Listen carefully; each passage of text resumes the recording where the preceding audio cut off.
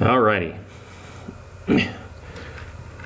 I'm sure many of you remember the old show that used to be on PBS called The Joy of Painting with Bob Ross.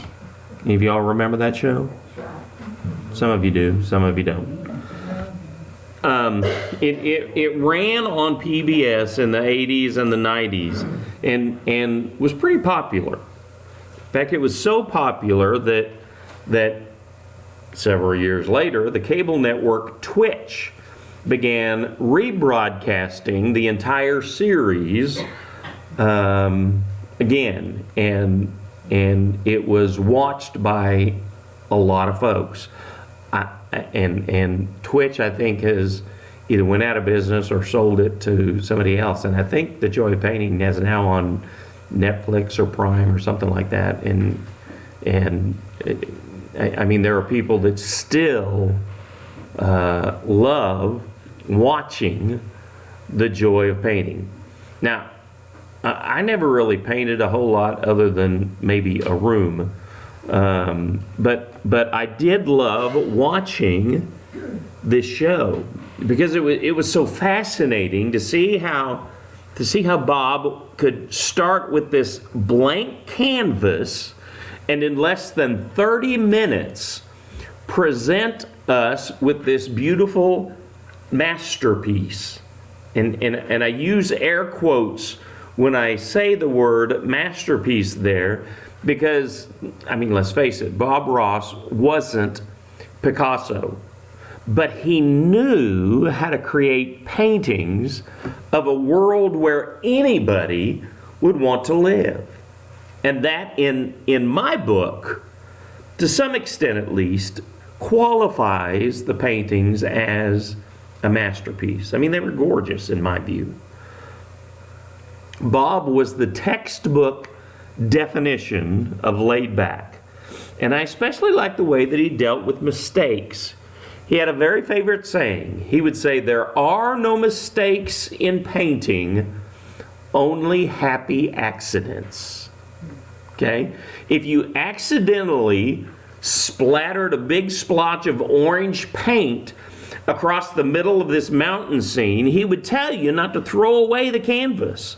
Instead, he would show you how to incorporate that happy accident into your painting. You worked around it, and you kept on creating your masterpiece. In the same way, as you strive to make your life a masterpiece, you're going to experience quite a few splotches and accidents along the way. Though happy accident may not be the term that you'd be inclined to use when those things happened. There are times when things happen that you didn't want to happen. When a relationship unravels, when you face a health crisis, or financial problems, or problems within your family. There are going to be times when things planned didn't go as they were planned, and things unplanned take their place. Maybe it was your own mistake, or maybe it was due to circumstances that were beyond your control. But there will be times when splotches appear on your canvas that you never intended to be there. And when that happens, what do? Do you throw away the canvas? Do you give up? Do you forget about having a good life? All of those may sound tempting, may sound like the only logical option, but there's a better way. You can learn to incorporate these unexpected splotches into the canvas of your life, and it all comes down to your attitude. Your attitude is the most important, powerful weapon in your arsenal. There are going to be times when it's the only resource that you have. But even then, when all you've got left is the attitude you choose to adopt, you'll find that the right attitude is enough to get you through anything that life sends your way. Many times when a splotch appears on the canvas of our lives, we can't get past it because of what we think the splotch means. We think, this means I'm a horrible painter. I'm never going to be good at painting. I'm never going to finish this painting, and this mess can never be made right. I might as well just give up. Now, if you've ever felt that way, I understand, because I've felt that way too. I've had more what's the use moments than I care to admit. And in those moments, the one thing that ultimately made a difference was the decision to choose what my attitude would be toward the situation that had been splattered all upon the canvas of my life. Now, I think we've all been in situations in which things have gone wrong, and we're not really sure what to do next. We've all been in situations in which things have gone wrong, and it appears that there's nothing that you can do that will ever make the situation better. In those moments, the first step toward recovery is in getting a handle on your attitude, getting the right perspective about who you are and who God is and what this situation really means. The wrong attitude means that your way of dealing with that splotch is to give up, to quit trying, to stop painting altogether. The wrong attitude means that you just leave the splotch where it is and you don't do anything about it at all until it becomes the centerpiece of your canvas. And it comes to define who you are as an artist. But the right attitude is to see the splotch for what it is, an accident, happy or not, that may have been caused by your own lack of skill or by circumstances that were beyond your control. But it can still be incorporated into the finished product of the masterpiece of your life. It all begins with your attitude. In the book of Isaiah, we discover 3 promises that are going to help us to maintain our perspective of the circumstances of life that overwhelm us. When you don't know what to do, when it seems that there's nothing that you can do, when you want to begin again, but you don't have any idea where to begin, when you want to go on, but you just don't know how you can go on, these promises will provide a foundation for you that will clear your head and sharpen your perspective and help you to see beyond the splotch that your life has become. Now, I want to say that these 3 promises, these 3 perspectives go much, much deeper than just an emotion. These aren't some kind of platitudes that are just supposed to make you feel good. These are promises that you decide, regardless of how you feel, regardless of what your circumstances may be telling you, that you choose.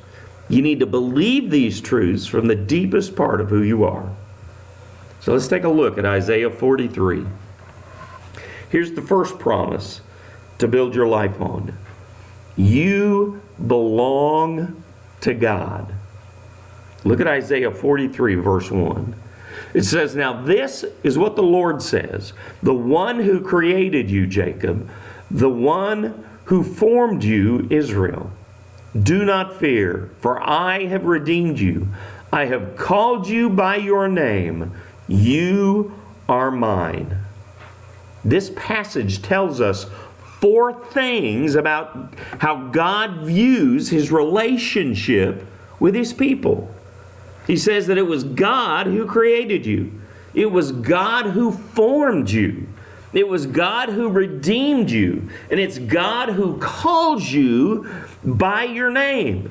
In other words, you belong to him. And he says just that at the end of verse 1. He says, "You are mine." You belong to God. Jesus Christ came into the world and died on the cross for your sins. The Bible teaches that through his death, you were bought and paid for. You belong to God, and he takes it seriously. He gave His Son so that you could be His. Don't make the mistake of thinking that God's commitment to you is only as strong as your commitment to Him. You may fail from time to time. Okay, let me rephrase that. You will fail from time to time. You will sometimes have a hard time keeping your promises.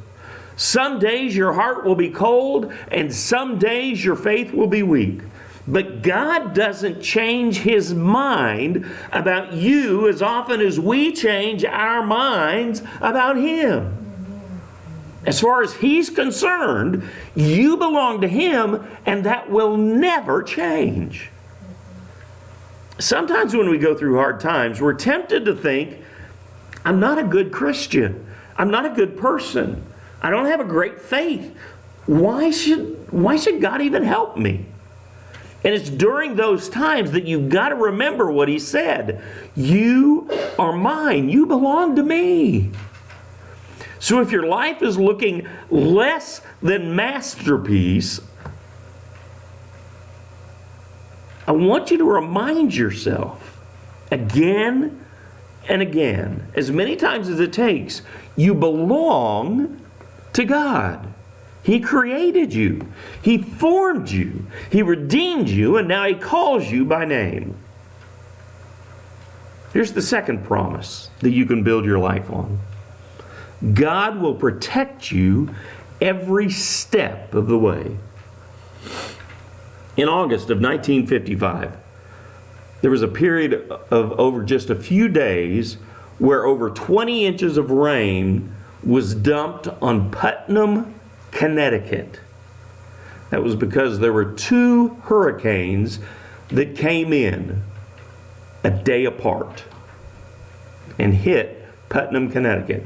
Now, near Putnam, Connecticut, where there were several rivers, which were contained at the time by dirt and rock dams. The rain was just too much for the dams that were on those rivers.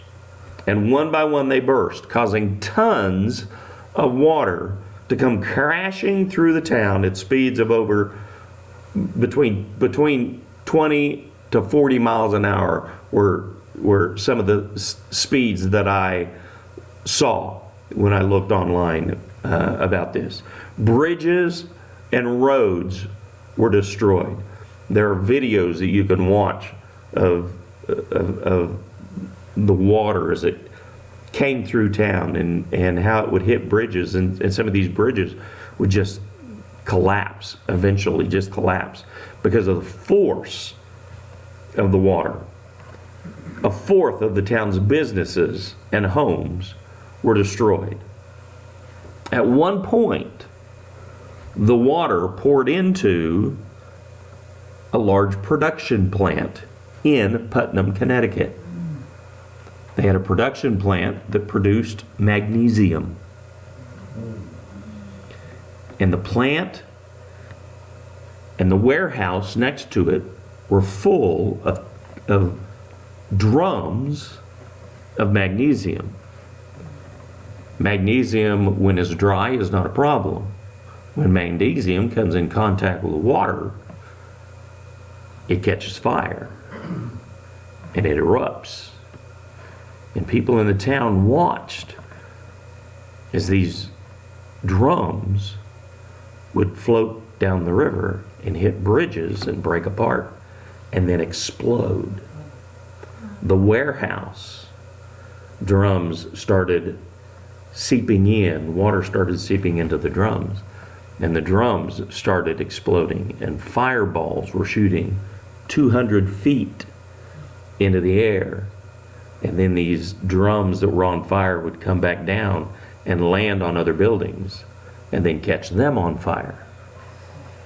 The fire department and the rest of the town watched helplessly as all of this was taking place. It truly was a disaster. The cost of the damage at the time ran into tens of millions of dollars. Today it would have been probably over $200 million. And it took years to rebuild the town after all of this damage. But in spite of all the damage that was done in this tiny New England town, from the people in the town, not one single person died. Now, through all the flooding in Connecticut, I think I read that there were 86 people that died. But in Putnam itself, no one died. Notice what God promises through the prophet Isaiah. Look at verse 2. It says, I will be with you when you pass through the waters and when you pass through the rivers. They will not overwhelm you. You will not be scorched when you walk through the fire, and the flame will not burn you. Then look down at the beginning of verse 5. It says, do not fear, for I am with you. Isaiah doesn't promise that you'll be saved from the fire or the flood. He promises that you'll be protected in the midst of it. He's saying, you're going to face circumstances that are beyond your control at times, but God is going to help you get through them.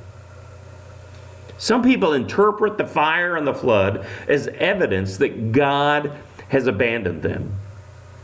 But that's not the case. The fire and the flood are evidence only that you're like everybody else. Jesus said the rain falls on the just and the unjust. Now, I believe every verse in the Bible is true. But for years, I tried to build my faith on the idea that this one verse wasn't completely true. Because I wanted to believe that the rain falls on the unjust and it just sprinkles on good old boys like me. This summer and fall, we experienced what scattered showers were really all about.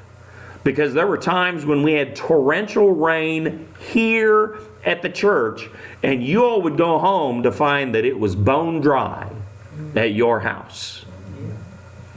Then it would rain at your house, and one street over, they got nothing.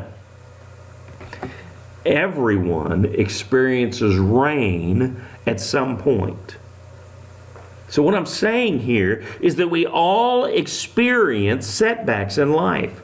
And when it happens, we need to remember that God is not the source of our problems. He's the solution. He didn't create the misery that we have in our lives, but He can help us get through them. Viktor Frankl was a German psychiatrist who spent most of World War II as a prisoner in a Nazi concentration camp. Years later, he wrote the book called Man's Search for Meaning. And he tells a story of how his 6-year-old daughter once asked him why he always referred to God as the good Lord. And he said to her, because He is good to us. Remember when you had the measles a few weeks ago? He helped you get over them. And his daughter said, yes, but Daddy, don't forget, He was the one who gave me the measles in the first place. Now, that's a child's perspective. And if we're honest, it's also our perspective at times too. Instead of saying God is the one who delivers us from the difficulties that we have, we can't get past the idea that He was the one who dumped all this trouble on us in the first place. That kind of thinking is never going to work in our favor. It's never going to help your life to get better. If you tell yourself that God is the source of all your troubles, then you go through life being the ultimate victim. And how in the world can you win against God? But on the other hand, if you choose to believe the promises of Scripture, if you choose to understand that God doesn't create the crisis, but He helps you to conquer the crisis, then life's most difficult moments can be seen in this new perspective. one of the things that I've discovered is that there have been very few times in my life, if any, that the splotch on my canvas couldn't be traced back to a really bad decision on my part. I'm always looking for memes. You know, these little things. I've talked about memes before, these little sayings and stuff that I put up on Sunday morning in the announcements. I saw one some weeks ago that said this: everything happens for a reason, and sometimes the reason is that you're stupid. Now, I really liked that meme. I thought it was funny. Not Sunday morning material, granted, for up on the screen, okay? And I'm certainly not saying that that applies to your life, but I am saying that that applies to my life. And maybe, just maybe, some of you might say that it applies to you as well. And yet, what I've seen again and again is that in spite of our bad decisions, God helps us through those crises. He doesn't bring on the problems that we face, but He will, if you're willing, help you to overcome each and every situation. Instead of seeing God as the source of your problems, and instead of blaming Him for letting them happen, we need to look to Him for the strength that we need to overcome the challenges that we face. And here's the third promise that we can build our life on. No problem you face can prevent you from reaching your potential. Do you know why God created you? Look in verse 7. Here in Isaiah 43, verse 7. It says, everyone called by my name and created for my glory. That's your potential. To glorify God. For people to look at your life and say, wow, God is amazing. If God can do that in their life, what can He do in my life? I think too often we set our sights too low. We see our potential in terms of income and accumulation and career advancement. We work for a promotion and very little recognition and very little money oftentimes and little comfort. And God has so much more in store for each one of us. His plan is that we live the kind of life that shines a positive light on Christ for all the world to see. Dennis Byrd was a man who had great potential. Back in the early 90s, he was a professional football player, a defensive end for the New York Jets. He was an up-and-coming superstar, predicted to go very far in the sport of football.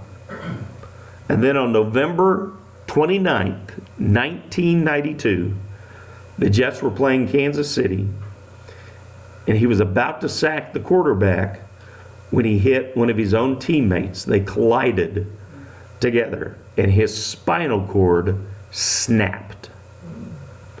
In a split second, his football career ended. He was paralyzed from the neck down.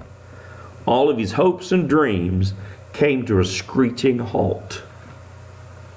Later, he wrote about waking up in the middle of the night at the hospital in a halo brace, not knowing where he was, not knowing why he couldn't move any part of his body, not knowing what was happening. In an instant, he went from dreaming of making it to the Pro Bowl into hoping that someday he might be able to hold his daughter. He was, according to the doctors, paralyzed for life. From the world's perspective, he was no longer able to reach his potential. But in God's eyes, this man was capable of more than just sacking quarterbacks. In God's eyes, Dennis Byrd was capable of giving Him glory. And he went on to do that. The world watched and listened is he told the media that Christ was his source of comfort in this time of tragedy. The doctors announced publicly that Dennis would never walk again, and it would be years before they would ever know how bad the damage truly was. But he announced publicly that with God's help, he was going to walk again. On opening day of the 1993 football season, less than a year after that collision, television viewers watched Dennis Byrd walk out onto the field while the fans stood and gave him a round of applause.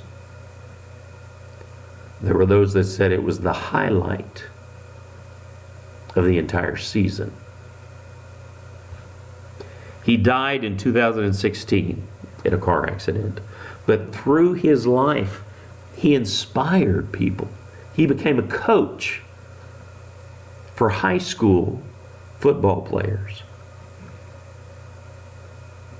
He went around the country traveling, telling his story, and telling how he felt that everything happened in his life, including the accident, all happened and were a blessing because of God. The miracle in his life wasn't that he broke his neck and he walked again. The miracle was that the injury that destroyed his career didn't destroy his life. God protected him through the fire and the flood. Whatever setback prevents you from what you think you need, whatever setback keeps you from doing what you love, whatever tragedy may prevent you from reaching some of your goals, nothing can prevent you from reaching your potential in God.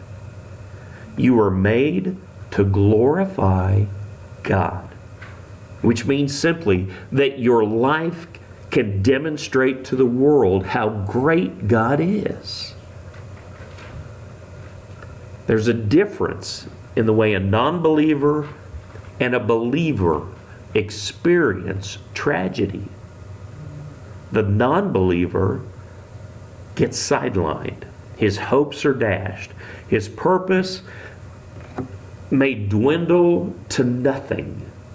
But the believer keeps going, knowing that it's not the hand that you're dealt that demonstrates your ability to reach your potential, but it's your attitude in the process. No matter what happens, you can glorify God. And that's what makes your life a masterpiece. I mentioned Viktor Frankl a little earlier. This psychiatrist lost his wife and his child and his elderly parents during the Second World War. And he spent several years in a German camp. And he said at one point, everything can be taken from a man but one thing, the last of the human freedoms, to choose one's attitude in any given set of circumstances, to choose one's own way. There are circumstances that none of us can control, but you're always able to control what matters most of all, which is your attitude towards the events that you face. When you get knocked down, your attitude determines how long you stay down and how soon you get back up on your feet. It determines whether you allow yourself to be consumed by bitterness or whether you challenge yourself to be more than a conqueror. Life is full of all kinds of accidents, some happy and some not. Every canvas ends up with more than just a few splotches on it. The question is, what are you going to do about it? How do you respond?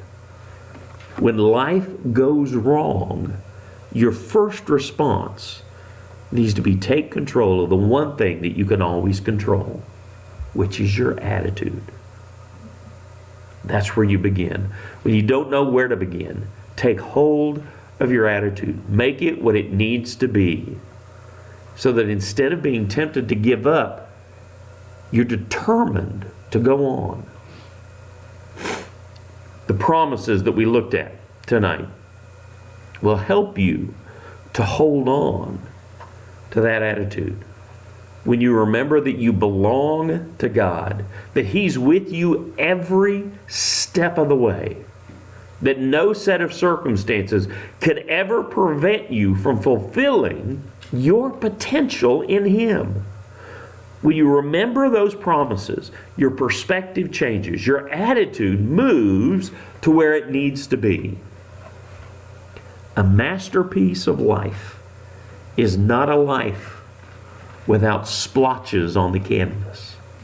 It's a life in which the canvas owner, that's you, has the courage to believe that God can overcome every setback and each mistake.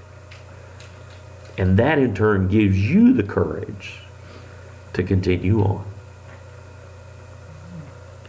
Take out your prayer sheets, if you would.